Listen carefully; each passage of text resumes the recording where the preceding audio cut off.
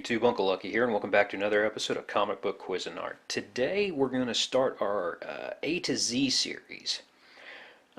This is just going to show off some of the stuff I have in my collection that, for whatever reason or another, caught my attention, that I've always either loved the covers, or there was an actual story, or I just remember picking the comic book up for a certain specific reason. So today we're going to start off A to Z with none other than the Amazing Spider-Man.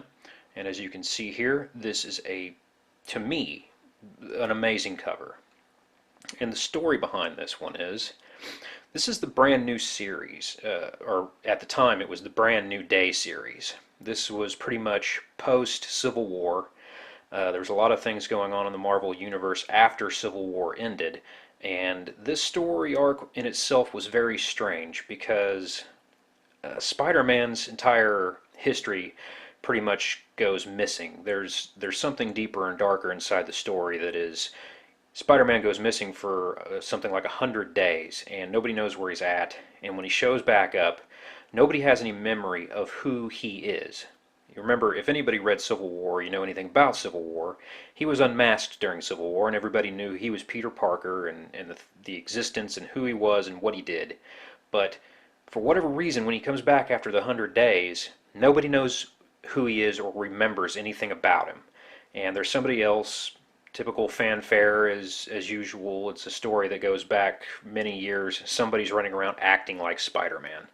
And the Daily Bugle is still running things. Now they're saying that Spider-Man's a murderer. And there's just a whole weird plot going on. And it was kind of odd for this particular Spider-Man story. But we pick up here with number 555, and the cover, just to me, the reason this one brings back memories is, I think we've all gone through something in life where sometimes you just put the comic books down. You don't buy them anymore. I was in the Navy at one time, so I didn't get to collect comic books for a great many years.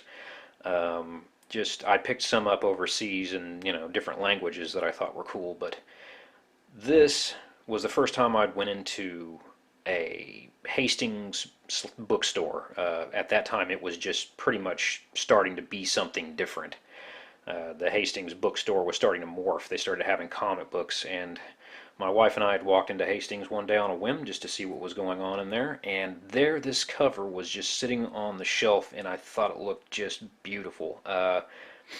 You're going to find something about me. You'll probably see through the course of this series there is a certain type of comic book cover that grabs me. It's whitewash, clean, the grays and the whites over Wolverine and Spider-Man here.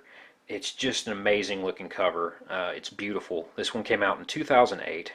And like I said, this was I grabbed a stack of comic books that day with no intent of picking up to collect again, because so much had been going on in my life at that time. But I grabbed these up and I just absolutely loved this cover. The story is by Wells and art is by Bacalo. I'm not sure if I'm pronouncing that right. Bachalo. And these two together, pretty good at the time. There's something going on in the story arc where it's snowing in April, and everything is just crazy. There's feet upon feet of snow in New York, and Spider-Man is trying to figure out what's going on. He's again, this is after the events of Civil War, so a lot of things have kind of changed in the story, but this is the one where they said that they were going back to basics with Spider-Man. They'd actually, at the time I did a little research, they had cut off all of the Spider-Man stories except for The Amazing Spider-Man. Everything else was done at that time. So they get into this pretty cool story arc. As you can see, at the time they were promoting the Iron Man movie coming out and the Iron Man video game, God help us. But he's teamed up with Wolverine, and the two of them bantering in this comic book is just hilarious. It's great. They did really good with the two of them. Peter Parker isn't going through his woes in this series. He's not oh, woe is me, the world's on my shoulders type of thing. He's more of just the smart alecky character that everybody loved. He's whimsical. He does funny things. They're in Doctor Strange's place, and he's hunting through Doctor Strange's cereal box to get the prize. You know, it's you see him right here. He's got the prize in his hand while he's eating the cereal, and Doctor Strange shows up to tell him that there's some evil in the city, and it's just very well done.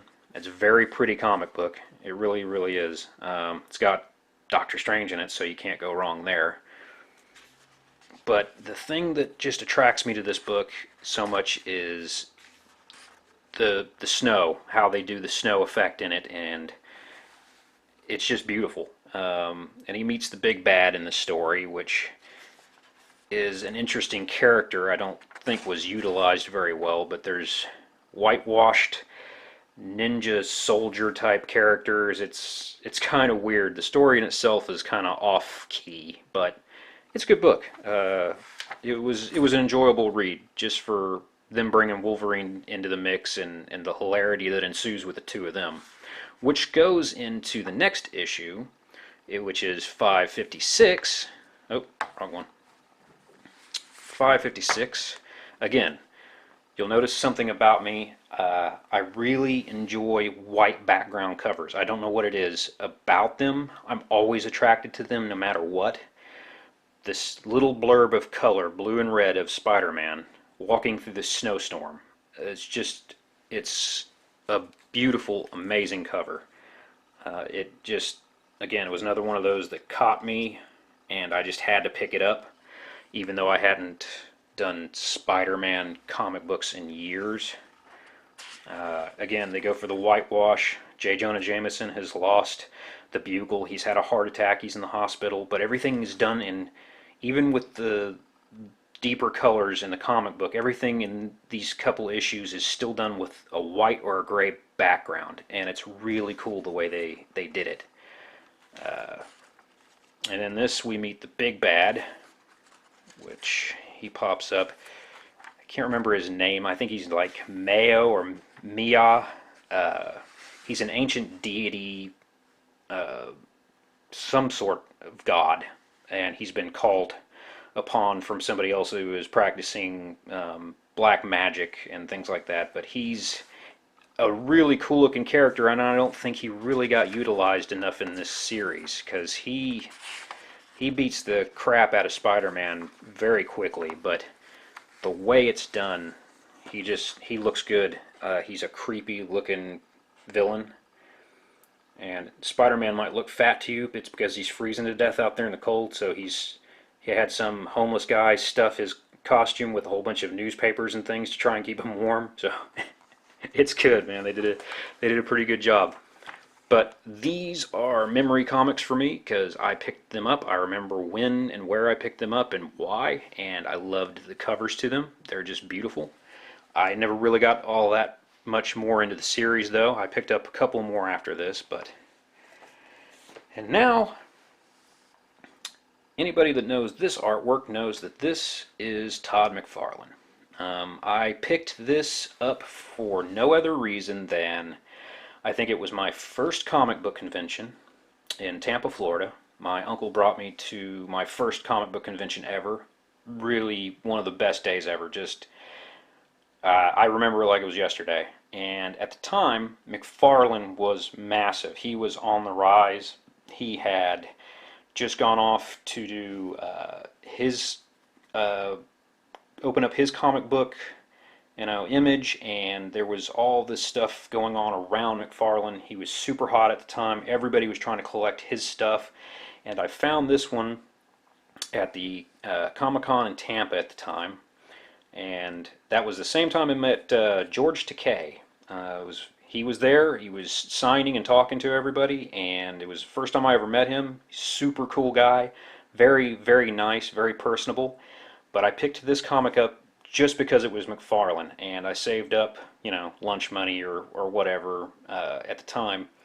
And this one at the time, I think this one ran me quite a few dollars for the time that it was out and where it was at the convention. I think this was probably a $12 or $13 comic book. I probably got completely ripped off, but at the time, you know, it was the thing. Going back old school print here. Love it. Love the smell of it. I honestly, I didn't even read the story, to tell you the truth. I just looked at it because McFarlane, again, McFarlane hot at the time. That's what everybody was wanting, was McFarlane. Got Silver Sable and Cap America, and it's I couldn't honestly even tell you what was going on in this story. Like I said, for nothing more than it being McFarlane and his artwork, knowing he was hot at the time, and my first comic book convention, that was just, you know, that was the tops to me. It was a pretty amazing experience. And his artwork still pretty much stands up to this day. He's just still a super artist. I don't think much of him as a person, to tell you the truth, because I haven't met him, and that wasn't a fun experience. But as far as his artwork, yeah, at the time he was amazing. I haven't seen a lot of his work lately. You're either supposed to get better with time, or you don't. Who knows? It's good artwork. Bringing in old redhead here. It's just really good. You can always tell his style is very pinpoint, very, very pinpoint. And it's hard to mistake anybody else's work over McFarlane's. Just the way he does shoulders and neck, everything, you can just always tell it's McFarlane. You can pretty much pinpoint his work on any cover. Now, I'd like to see some more of his work, but I don't know how much he does here lately. He's, I think he's a billionaire now, so he probably doesn't worry too much about it, but it's good stuff, yeah. And this issue came out in 1989, and I think I picked it up probably 1992, somewhere in there. So it was hot ticket at the time. Like I said, it was McFarlane selling like hotcakes. He was pretty much ruling the world in the comic book industry at the time. So there you go. There's my first 3 issues from my A to Z.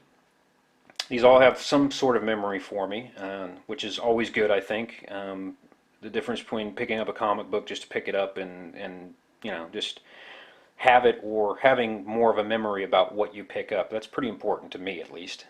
So yeah, I think that'll do it for this episode. We'll get some more cranking out for you. We'll see where we end up. You guys have a good one. I'll catch you on the next episode.